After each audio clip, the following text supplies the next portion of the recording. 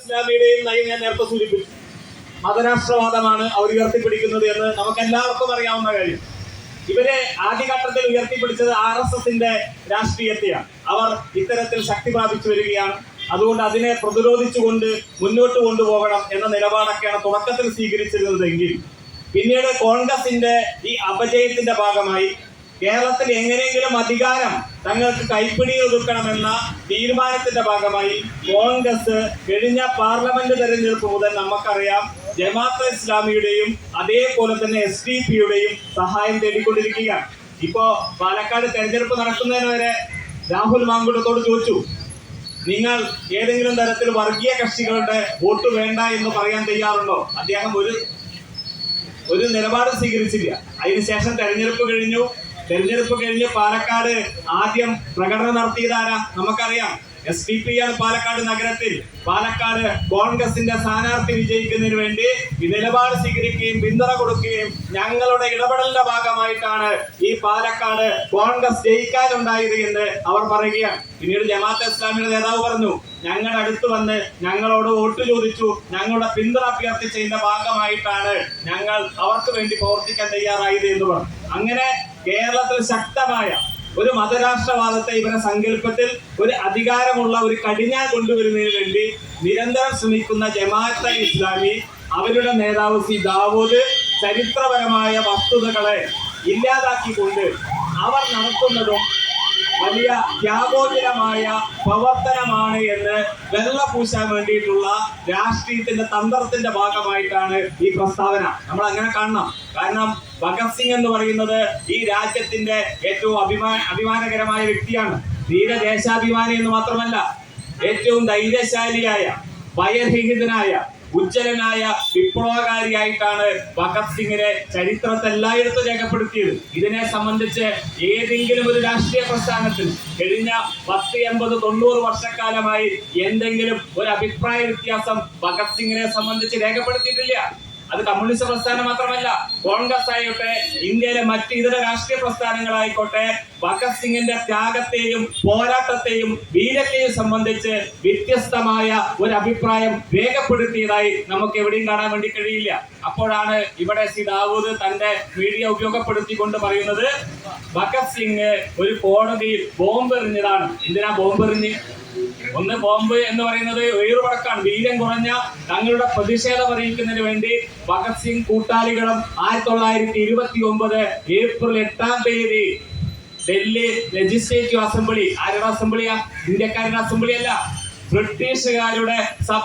ബ്രിട്ടീഷുകാർ മാത്രം. എവിടെയാ? ഇംഗ്ലണ്ടിലല്ല. ബ്രിട്ടീഷുകാരുടെ അധികാരത്തിന്റെ സഭ ഇന്ത്യയിൽ ഡൽഹിയിൽ വെച്ച് ചേരുകയാണ്. ഡൽഹി അസംബ്ലി ലെജിസ്ലേറ്റീവ് നടക്കുകയാണ്. അതിന്റെ ഭാഗമായി അവർ തീരുമാനിക്കാൻ പോകുന്നത് എന്താ?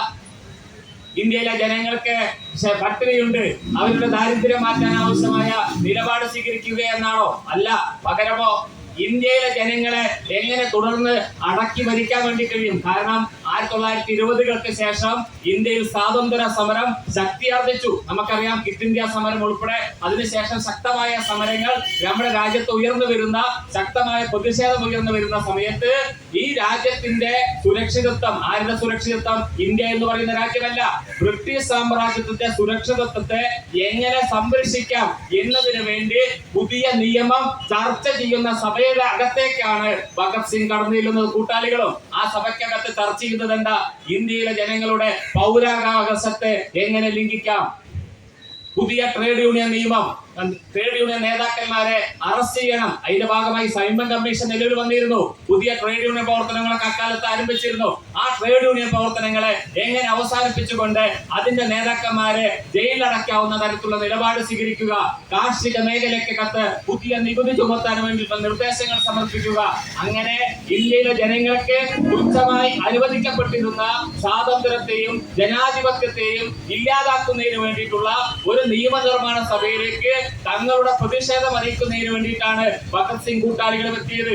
അവരെ ശ്രദ്ധ പിടിച്ചു വെക്കണം. എന്നിട്ട് അവരുടെ കയ്യിൽ ഒരു ലേഖയുണ്ടായിരുന്നു. ആ നോട്ടീസിനകത്ത് പറയുന്നത് പതിനങ്ങൾ തുറക്കപ്പെടണം എന്നാണ് എന്ന് പറയുന്നത്. എന്താ വെച്ചാൽ ഈ നാട്ടിലെ മനുഷ്യന്റെ, ഇന്ത്യയിലെ മനുഷ്യന്റെ ജീവിത പ്രയാസം, ദാരിദ്ര്യം എന്നിവ പരിഹരിക്കപ്പെടാൻ, അവന്റെ സ്വാതന്ത്ര്യത്തെ, ജനാധിപത്യ അവകാശങ്ങളെ തിരിച്ചു നൽകാൻ ഈ പതിനങ്ങൾ തുറക്കപ്പെടണമെന്ന ഹെഡ്ലൈൻ എഴുതിയ ഒരു ലഘുലേഖ അവിടെ വിതരണം ചെയ്യപ്പെടുകയുണ്ടായി. അതിനകത്ത് ഇത്തരം നിയമങ്ങൾ ഇന്ത്യയിലെ ജനങ്ങളെ ദ്രോഹിക്കാനാണ്, അത് പിൻവലിക്കാൻ ആവശ്യമായ നിലപാട് സ്വീകരിക്കണമെന്നാണ് ഭഗത് സിംഗ് കൂട്ടാളികളും എഴുതിയത്.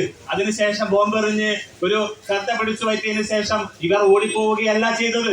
പകരം തങ്ങൾക്ക് വേണമെങ്കിൽ രക്ഷപ്പെടാമായിരുന്നുവെങ്കിലും അവർ ബ്രിട്ടീഷ് സാമ്രാജ്യത്തിന്റെ പോലീസിനകത്ത് അറസ്റ്റ് ചെയ്യപ്പെടുന്ന നിലപാടാണ് സ്വീകരിച്ചത്. ആ ലഘുലേഖയ്ക്കകത്ത് ലാലാ ലജ്പത് റോയിയെ കൊന്നതിലുള്ള പ്രതിഷേധം ഞങ്ങൾ ഇവിടെ രേഖപ്പെടുത്തുന്നു. അതിന്റെ മുന്നേ ഇദ്ദേഹം ജയിലിൽ അറസ്റ്റ് ചെയ്യപ്പെട്ടിട്ടുണ്ട്. എന്തിനു വേണ്ടിയിട്ടാ? ഇന്ത്യയിലെ ഏറ്റവും ശക്തനായ സ്വാതന്ത്ര്യ സമര നായകനായിരുന്നു ലാലാ ലജ്പത് റോയ്. അദ്ദേഹത്തെ ബ്രിട്ടീഷ് പോലീസുകാരൻ തലക്കടിച്ച് കൊലപ്പെടുത്തുകയാണ്. ആ തലക്ക് അടിച്ച് കൊലപ്പെടുത്തിയത് ജെയിംസ് കോൾ എന്ന് പറയുന്ന ബ്രിട്ടീഷ് പോലീസുകാരനാണ്. അദ്ദേഹത്തെ കൊല്ലാൻ വേണ്ടി തീരുമാനിച്ചു ഭഗത് സിംഗ് കൂട്ടാളികളും. പക്ഷെ അവർക്ക് ആള് മാറിപ്പോയി. ആള് ജോൺ സൗണ്ടേഴ്സ് പറയുന്ന മറ്റൊരു വ്യക്തിയെ അവർ കൊലപ്പെടുത്തിയതിന്റെ ഭാഗമായി മുന്നേ അറസ്റ്റ് ചെയ്യപ്പെടുകയും ശിക്ഷ അനുവദിക്കാൻ വേണ്ടി തീരുമാനിക്കുകയും ചെയ്തു. അങ്ങനെ ലാലാ ലജ്പത് റോയ് എന്ന് പറയുന്ന ഇന്ത്യയിലെ സ്വതന്ത്ര സമര സേനാനിയെ തലക്കടിച്ച് 63 വയസ്സുള്ള പ്രായമുള്ള ഒരു മനുഷ്യനെ, നിരായുധനായ ഒരു മനുഷ്യനെ ബ്രിട്ടീഷ് സാമ്രാജ്യത്തിന്റെ പോലീസ് സ്വാതന്ത്ര്യ സമരം ചെയ്തു എന്നതിന്റെ ഭാഗമായി ഇല്ലാതാക്കാൻ ശ്രമിച്ചതിലുള്ള ശക്തമായ പ്രതിഷേധത്തിന്റെ ഭാഗമായിട്ടാണ് ഭഗത് സിംഗ് തൂക്കിലേറ്റപ്പെട്ടത് എന്ന് നമുക്കറിയാം. അത് ചരിത്ര രേഖകളുണ്ട്. അതിന്റെ മുന്നേ ഭഗത് സിംഗ് കൂട്ടാളികൾ, സുഖദേവും രാജ്ഗുരുവും ഉൾപ്പെടെ സ്വയം ബ്രിട്ടീഷ് സൈന്യത്തെ ആക്രമിക്കുന്നതും അത് പൊട്ടിത്തെറിക്കാൻ ആവശ്യമായ വസ്തു കയ്യിൽ സൂക്ഷിക്കുന്നതുമായിട്ടുള്ള രംഗങ്ങളൊക്കെ നമുക്കറിയാം. അതിൽ ഭഗത് സിംഗ് രക്ഷപ്പെട്ടു പോവുകയാണ്. ഈ രാജ്യത്തിന്റെ സ്വാതന്ത്ര്യത്തിന് വേണ്ടി സ്വന്തം ജീവിതം സമർപ്പിക്കാൻ തയ്യാറായ നമ്മുടെ നാട്ടിലെ എല്ലാ ചെറുപ്പക്കാർക്കും ആവേശകരമായിട്ടുള്ള ഒരു വ്യക്തിയാണ് ഭഗത് സിംഗ്. നമുക്ക് എല്ലാവർക്കും അറിയാം, ബ്രിട്ടീഷ് സാമ്രാജ്യത്തിനെതിരെ ഭഗത് സിംഗ് തൂക്കിലേറ്റതിനു ശേഷം ഈ രാജ്യത്ത് ചെറുപ്പക്കാരുടെ, യുവതികളുടെ ശക്തമായ സ്വാതന്ത്ര്യ സമരം അതിനുശേഷം ഉണ്ടായി. വൈക്കം മുഹമ്മദ് ബഷീറിന്റെ ഓർമ്മക്കുറിപ്പ് എന്ന് പറയുന്ന പുസ്തകത്തിനകത്ത് അദ്ദേഹം വൈക്കം തലയോലപ്പറമ്പ് കോട്ടയം ജില്ലയിലാണ് താമസിച്ചത്. അപ്പൊ ബ്രിട്ടീഷ് സാമ്രാജ്യത്തിന്റെ സമരത്തിനെതിരെ ശക്തമായ സമരം നമ്മുടെ രാജ്യത്ത് ഉയർന്നു വരുന്ന സമയത്ത് മധ്യ തിരുവിതാംകൂറിൽ അന്ന് രാജവാഴ്ചയാണ്, ബ്രിട്ടീഷ് ഭരണം നേരിട്ടില്ല. അപ്പോ ബ്രിട്ടീഷുകാർക്കെതിരെയുള്ള സമരത്തിൽ പങ്കെടുക്കുന്നതിന് വേണ്ടി അദ്ദേഹം വൈക്കത്ത് നിന്നും കള്ളവണ്ടി കയറി എറണാകുളത്തെത്തി കള്ളവണ്ടി കയറി ഷൊർണൂർ പട്ടാമ്പി വഴി അദ്ദേഹം കോഴിക്കോട്ടേക്ക് വരുന്നുണ്ട്. അങ്ങനെ കോഴിക്കോട് വന്നപ്പോ അവിടുത്തെ കോൺഗ്രസിന്റെ ഓഫീസിനകത്ത് ഒരു ഹാൻഡ്ലൈറ്റ് തൊപ്പി വെച്ചുകൊണ്ട് കൊടിവീശക്കാരനായ ഒരു ആളുടെ, ചെറുപ്പക്കാരന്റെ ഫോട്ടോ അദ്ദേഹം കാണുന്നുണ്ട്. അതാണ് ഭഗത് സിംഗ്.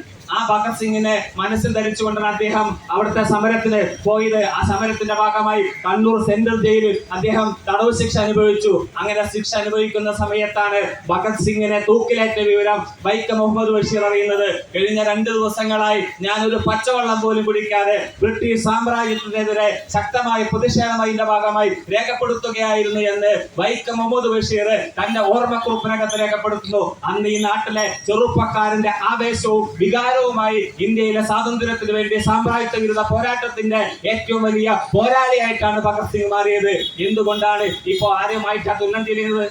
ഉസാമ ബിൻ ലാദനുമായിട്ടാ തുലനം ചെയ്യുന്നത്. ആരാ ഉസാമ ബിൻ ലാദൻ? അദ്ദേഹം ബോംബ് വെച്ചു, ഭഗത് സിംഗ് ബോംബ് വെച്ചു. രണ്ടുപേരും തുല്യപരമായ പ്രവർത്തനമാണ് ചെയ്തത് എന്ന തരത്തിൽ ഈ ലോകത്തിലെ ഏറ്റവും വലിയ തീവ്രവാദി ഗ്രൂപ്പുകൾക്ക് നേതൃത്വം കൊടുത്ത വ്യക്തിയുമായി താരതമ്യം ചെയ്യുന്ന തരത്തിൽ, അപമാനിക്കുന്ന തരത്തിൽ, ഇന്ത്യയിലെ സ്വാതന്ത്ര്യ സമര നേതാക്കളെ അപമാനിക്കുന്ന തരത്തിലാണ് ഇത്തരത്തിലുള്ള വ്യക്തിയുടെ പ്രസ്താവന ഉണ്ടായത്. അവർ നടത്തിയ പോരാട്ടം നമുക്കറിയാം. ആ പോരാട്ടത്തിന്റെ ഭാഗമായി അവസാന ആളുകൾ എവിടെ ഒളിച്ചിരുന്നത് നമുക്കറിയാലോ. അദ്ദേഹത്തെ എങ്ങനെയാണ് അമേരിക്ക കൊലപ്പെടുത്തുന്നത്? മരിക്കാൻ ഭയപ്പെട്ടുകൊണ്ട് പല കുഴിമാടങ്ങളിലും ഒളിച്ചിരുന്ന ഉസാമ ബിൻ ലാദനെ ഏതോ ഒരു ഗ്രനേഡ് പൊട്ടിത്തെറിച്ചതിന്റെ ഭാഗമായി മരണപ്പെട്ട വാർത്ത നമ്മളെല്ലാം കേട്ടു. അതാണോ ഭഗത് സിംഗ്?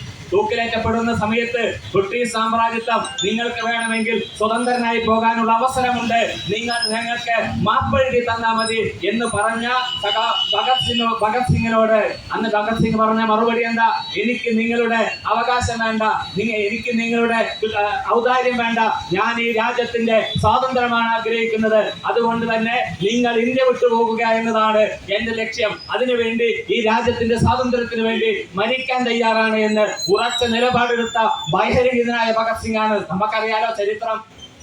ഒരു ചരിത്രം ഉണ്ടല്ലോ, മാപ്പ് എഴുതി കൊടുത്തത് ആൻഡമാൻ നിക്കോബാർ ദ്വീപിനകത്ത് ഈ ബ്രിട്ടീഷ് സാമ്രാജ്യത്തിന്റെ ജയിലിനകത്ത് പെട്ട വ്യക്തി ഇതേപോലെ ബ്രിട്ടീഷ് സാമ്രാജ്യം പറഞ്ഞു, നിങ്ങൾ ഞങ്ങൾക്ക് സേവ ചെയ്യുകയാണെങ്കിൽ നിങ്ങളെ ഈ ജയിൽവാസം അനുഭവിച്ച് സ്വതന്ത്രനാക്കാമെന്ന് തീരുമാനിച്ചു. അതിന്റെ നേതാവാണല്ലോ RSSന്റെ നേതാവ്. നമ്മുടെ നാട് ചർച്ച ചെയ്യപ്പെടുന്നതല്ലേ. ആ RSSകാരൻ ഈ നാട്ടിലെ സ്വാതന്ത്ര്യ സമരവുമായി ബന്ധപ്പെട്ട് ഏതെങ്കിലും തരത്തിലൊരു കാര്യം പറയാൻ തയ്യാറുണ്ടോ? തയ്യാറില്ല. കാരണം ആ സ്വാതന്ത്ര്യ സമരവുമായി പോരാട്ടത്തിന്റെ ചരിത്രത്തിൽ ഒരു പങ്കുമില്ലാതെ അവരെ സേവിച്ചു കൊടുക്കാം എന്ന് നിലപാടെടുത്ത അവരുടെ പ്രസ്ഥാനത്തിന്റെ നേതൃത്വം നമുക്കറിയാം. അത് ഈ നാട് ചർച്ച ചെയ്യപ്പെടുന്നതാണ്.